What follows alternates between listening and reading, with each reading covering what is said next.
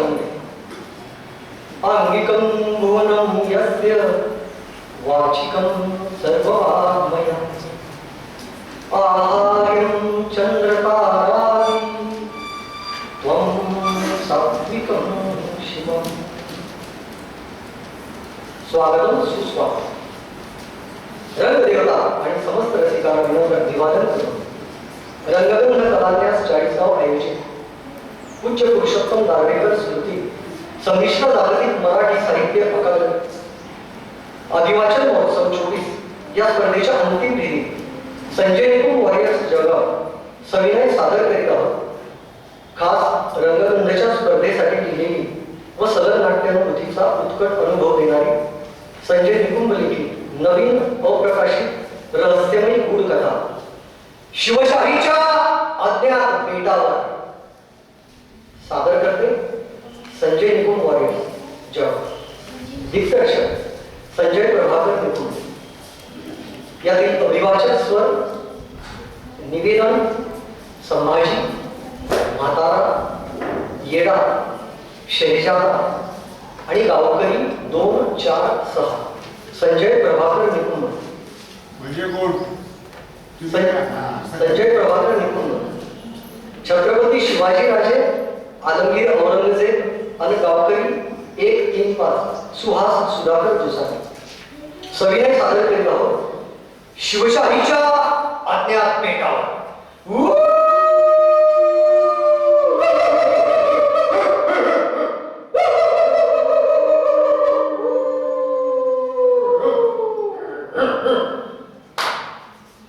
कुत्र्यांची कोल्हेखोरी बेसूर होत एका पाठोपाठ वाढतच होती.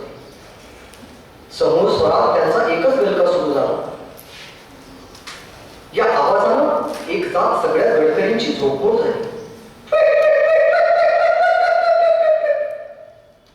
तो पिटवीचा कर्कश सूर वातावरणातील विषाणता अधिकच वाढत होता.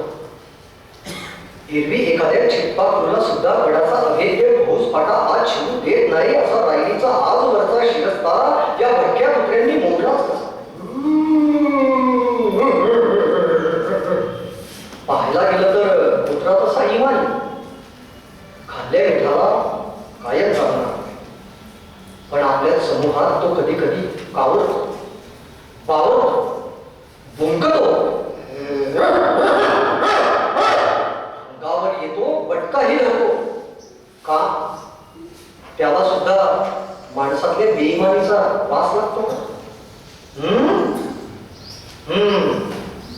म्हणून ही बोलले होईल की पुढ्यात वाढून ठेवलेल्या कुठल्या तरी अघटिताची ही चाहूल समजावी.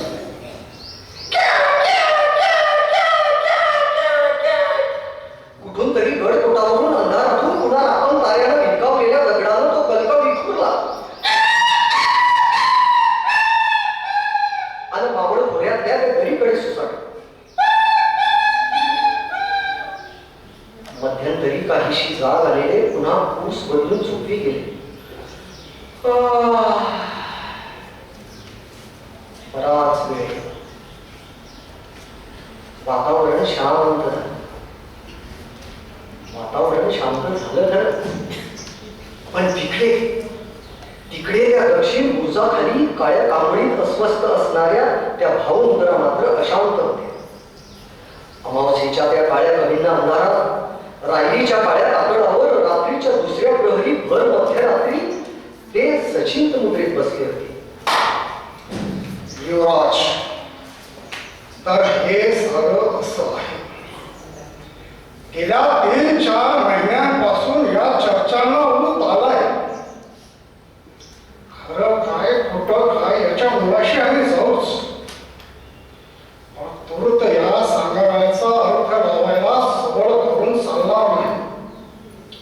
अहो, लगबग करणाऱ्यांनीच हात पकडते घेतले तर वैद्याला काय करून जातात? नाही दुसऱ्यावर विसंबून राहणे नाहीच चालणार. आताच काहीतरी ठरवूया. काम जोखमीचं आहे.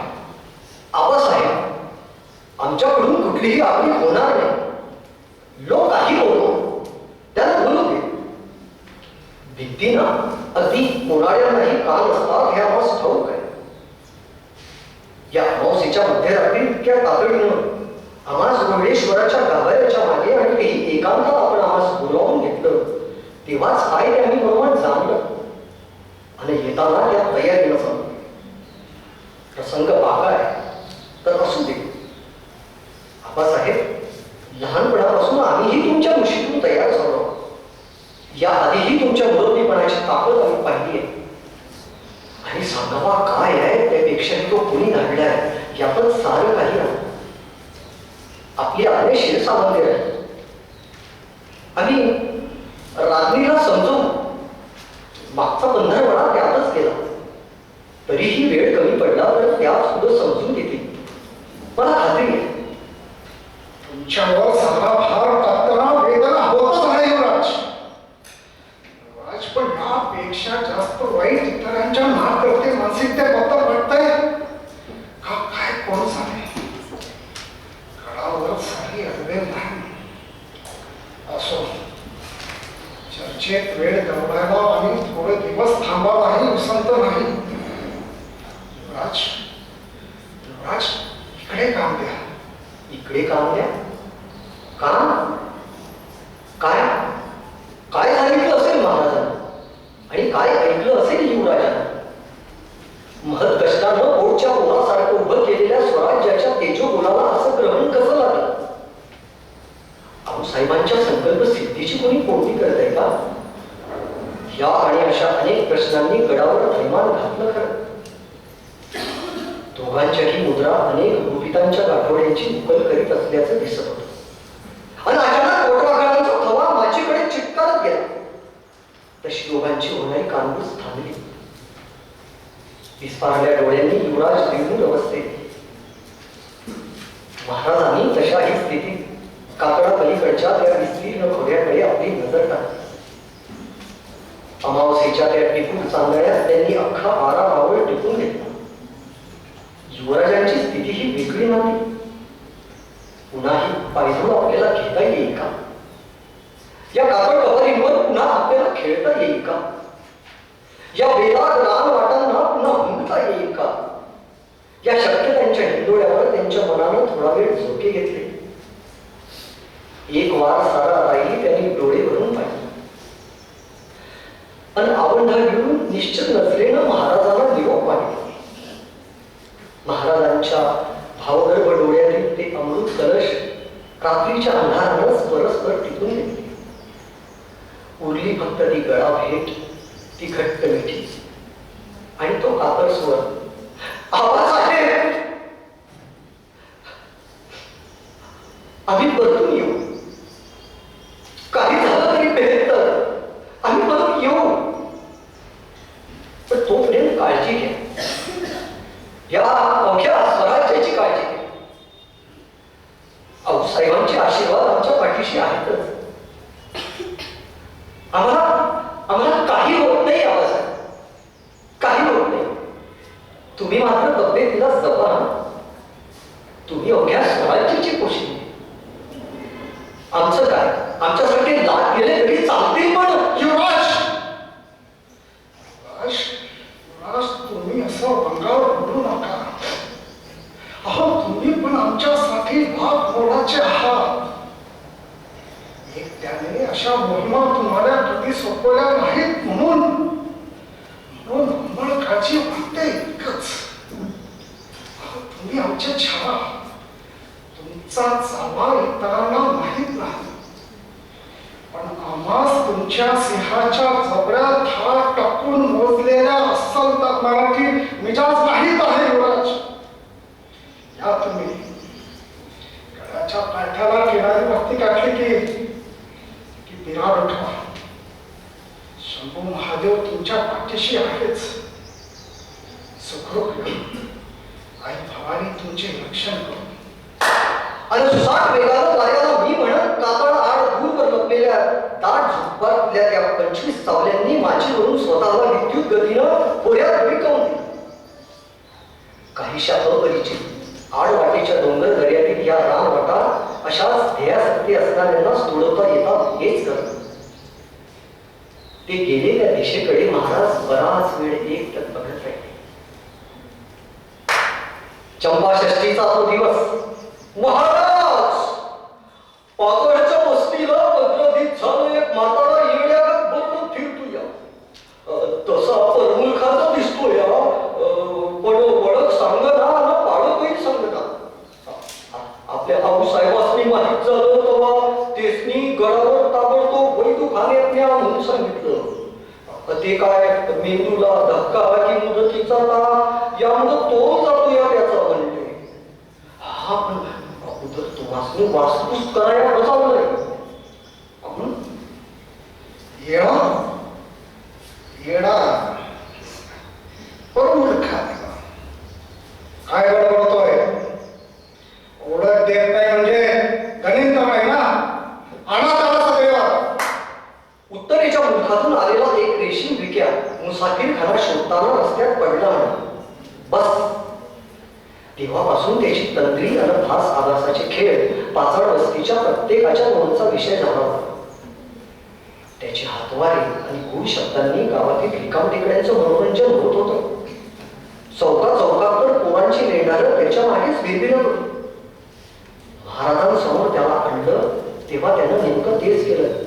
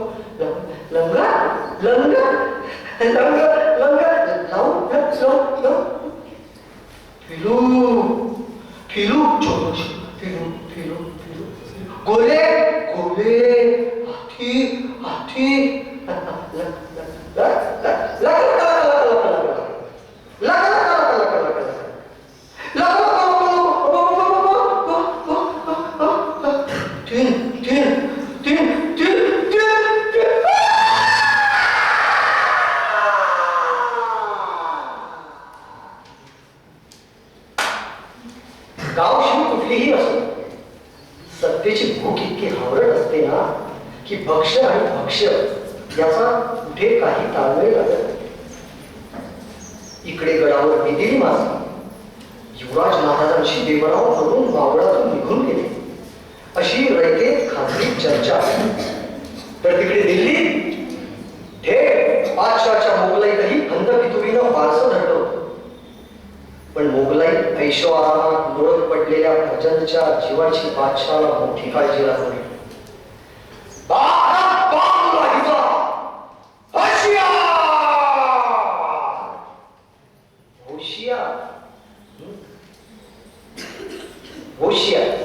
खरंच बादशहानं हुशारीनं आपल्या प्रचंडला दिल्ली दरबारींच्या हल्ली भितुरीपासून दूर ठेवण्यासाठी त्याला थेट दख्खनच्या मोहिमेच्या निमित्तानं स्वराज्यावर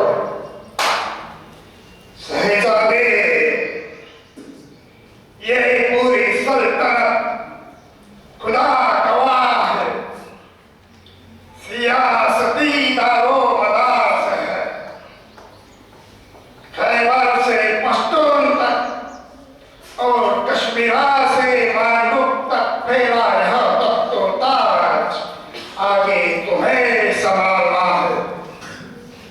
इन सब से तुम रूबरू कब होगे? तुम हो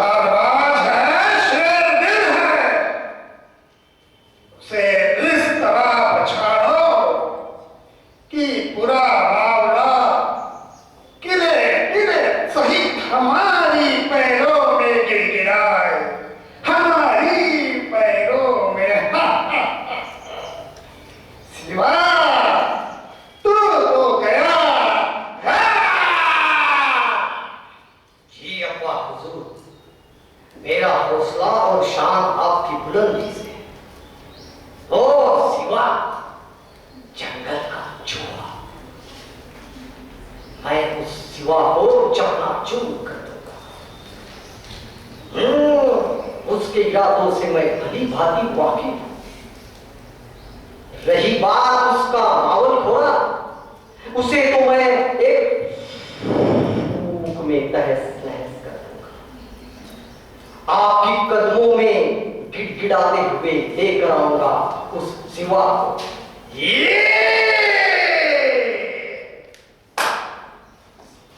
वो देवा काय सांगतो तो हा आपला युवराज मोगलाई गेलं म्हणे। हे काय बा मला ऐकू हे माझ्या राजा. आपले युवराज हौस पाटा घेऊन गेला म्हणे हिरव्या रानात चरायला. नाही पण झालंय बघा. अहो पण असं झालं कसं?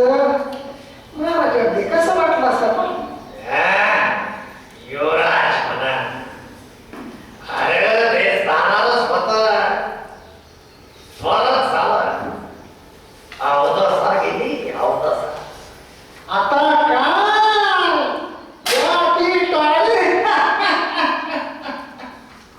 घ्या की साखर हातावर. अवराज्य म्हणे. काय तर हिंदकीचं अवराज्य.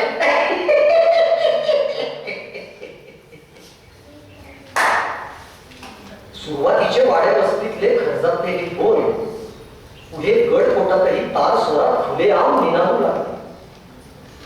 महाराज मात्र स्थितप्रज्ञ होते. स्थितप्रज्ञ होते की त्यांची बोलतीच बंद झाली हे कळे ना. थोडी तरी उसंत धरणं बाकी होत, अन्यथा सारे मनसुबे मातीत गेले असते. कुणी दुनी अफवा अर्धसत्य टिंगल या साऱ्यांच्या वावटळीतही मिरगाच्या नव्या पेरणीकडे महाराजांचं लक्ष लागून होतं. वडील जाणं हेच त्यांच्यासाठी महत्वाचं होतं.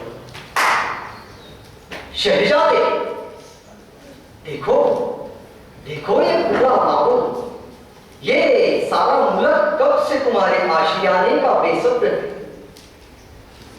ये खेत खलिहानों में काम करने वाले गरीब, इनकी भला आपसे क्या लड़ाई, और यह क्या लड़ेंगे वह भी आपसे? नहीं नहीं शहजादे, यह तो आलमगीर के शान शौकत की तौहीन कहलाई. मरे हुए को मारोगे? अरे देखो देखो पूरा माहौल खोरा अभी से आप ही की खिदमत में हाजिर है. यह देखो अब इतने दूर मुल्क से आए हो तो मेहमान नवाजी के लिए इन सबके तोहफे कबूल फरमाओ. मैं खुद का वास्ता देता हूं शहजादे, यहां कोई लड़ाई नहीं, सब महफूज है. देखो देखो बेचारे सब आशंकित है, शर्मिंदा भी है और भयभीत भी. आपके संगीन रौरों से डर रहे हैं.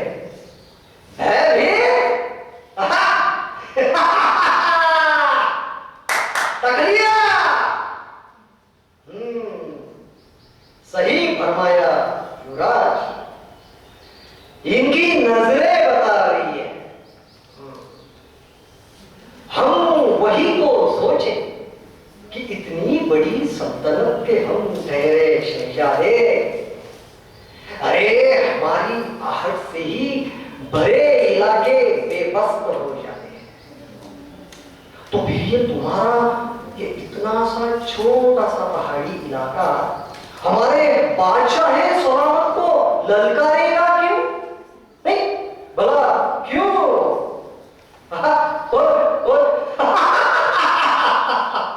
और जब यहाँ के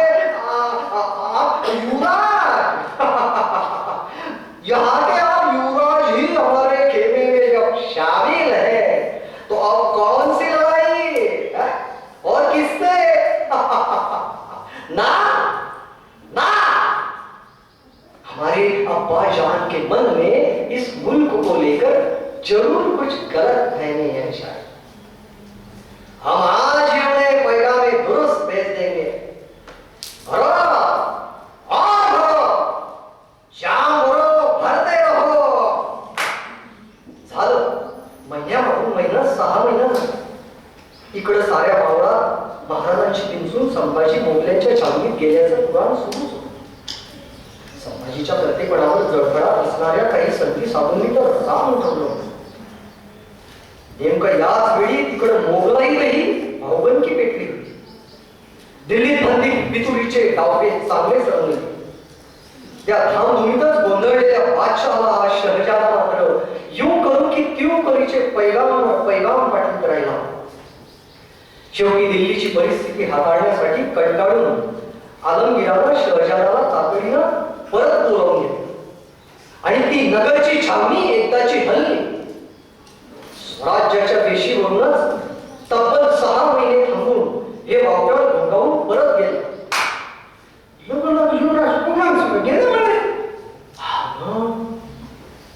छावणी हल्ली युवराज बी बसा तिकडच्या तिकडे फटका तर झाला नाही युवराजांना. फटका आलमगीर हाय आलमगीर असा तसा सोडणार नाही. मौज मजा झाली की कसला डोंगराचं आलंय मावळीने गिरलं. कानोकांच्या या चर्चा महाराजांच्या कानावर येत होत्या. सदैवर येणारे खाजगी आणि कुत्सित नजरांनी चेष्टेचा विषय करीत अख्खा गडकोट पिंजून काढला.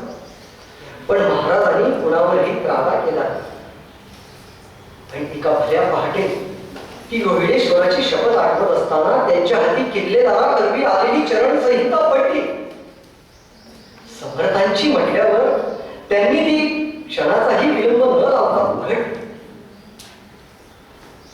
युगे झाली, वर्षे झाली, रात गेली जग जेठी, पोर सोर घोषा दोषा चला सारे लेखा लेखी. त्या मजकुराच्या अध्यक्षरांची जुळवाजुळव त्यांनी मनातच केली आणि महाराजांच्या डोळ्यात ते वाचून आनंद अश्रू आले. त्यांनी ती संहिता हृदयाशी लावली. त्यांना उंच करून आला. सदरेवरून थेट देवारातल्या आई भवानी समोर ते नतमस्तक झाले. आई जगदंबे, आई जगदंबे, आपले युवराज पोहोचले. हे भवानी माते, तुझ्या स्वराज्याचा अखंड छावा सुखरूप पोचलाय सज्जन गडावर. तो मोगलांसोबत नाही, तो मावळचाच आहे, ह्या मातीचाच आहे. असा तो नव्हताच, फितूरही नव्हता. 1, 2 नव्हे, तब्बल 6 महिने. 6 महिने स्वराज्यावर आलेली महामावतळं त्यांनी निताने ठोकून ठेवली आहे. म्हणून हे स्वराज्य उद्ध्वस्त होण्यापासून वाचलंय. पण कदाचित तिथे युवराजांना काही धक्काफटका झाला असता तर. पण नाही जगदंबे, तू असताना गाव रात्र होणारच कशी. युवराज धन्य तुमची आणि तुमच्या दृढ संकल्पतेची. पठ्ठे शाबास शाबास. आणि महाराजांची पावलं काहीतरी आठवून पळाली ती थेट वैदुखानाकडे. तिथं कोपऱ्यातील भिंतीशी पाय जोडून पहुडलेल्या त्या येड्या म्हाताऱ्याकडे त्यांनी मन स्नेह केला. त्यांना आठवलं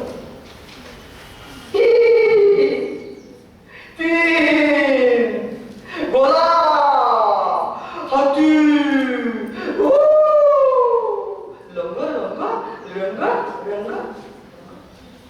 होय होय, 3 लक्ष फौज पाटा, घोडदळ, हत्तीदळ आणि पायदळ घेऊन औरंगजेबाचा पुत्र स्वराज्यावर चालून येतोय.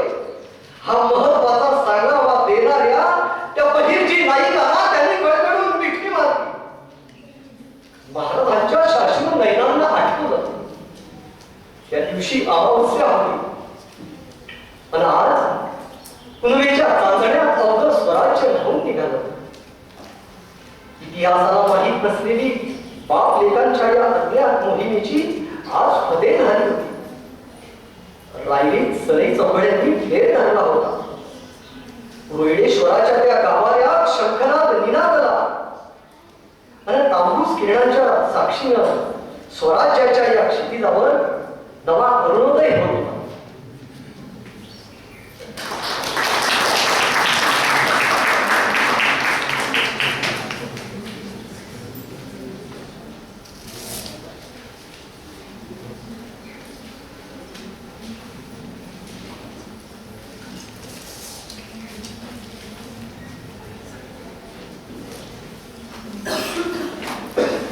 चला जळगावून आलेल्या संघाचं मनपूर्वक स्वागत आणि त्यांच्याशी काही परीक्षकांना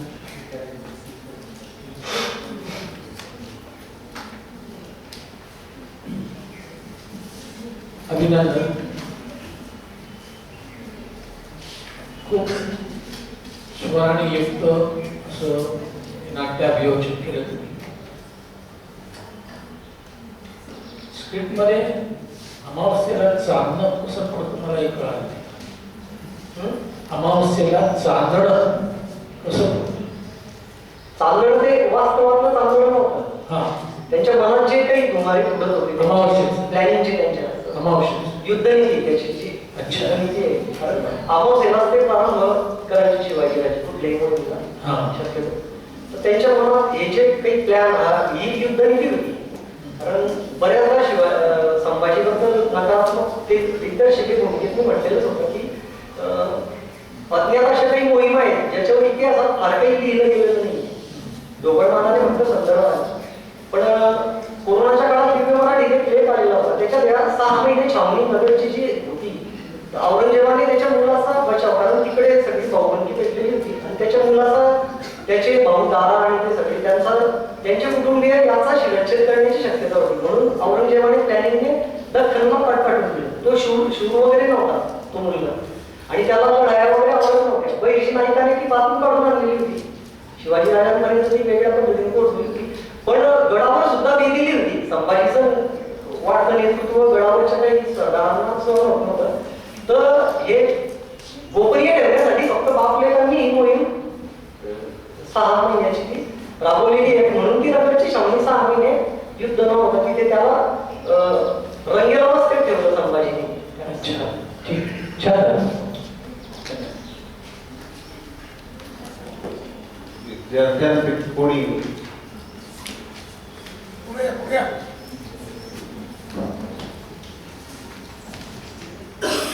कथा सांगायची.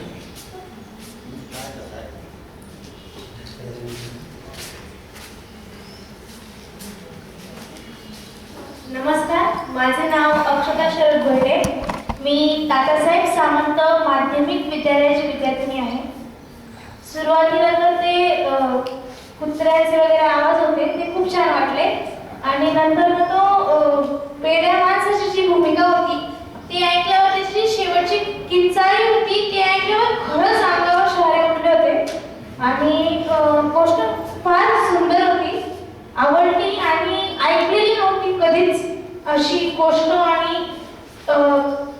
महाराजांबद्दल जे काही सांगितलं ते खूप नवीन वाटलं आणि काय बोलावं हे समजत नाही अशी गोष्ट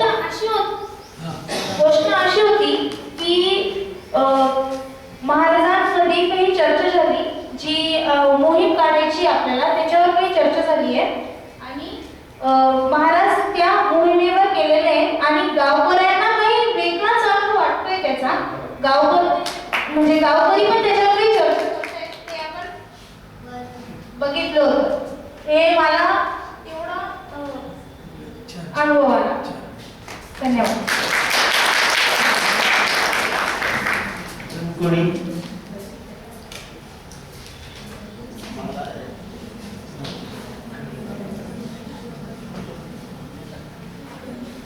सॉरी, तुम्ही जे यांनी प्रश्न विचारल्यानंतर स्पष्टीकरण किंवा दिलं ते तुमच्या सादरीकरणात एवढा क्लिअर पोचला नाही. म्हणून मी या मुलीने सांगितली कथा सांग मला म्हणून, पण कथा पण पूर्ण नाही सांगता.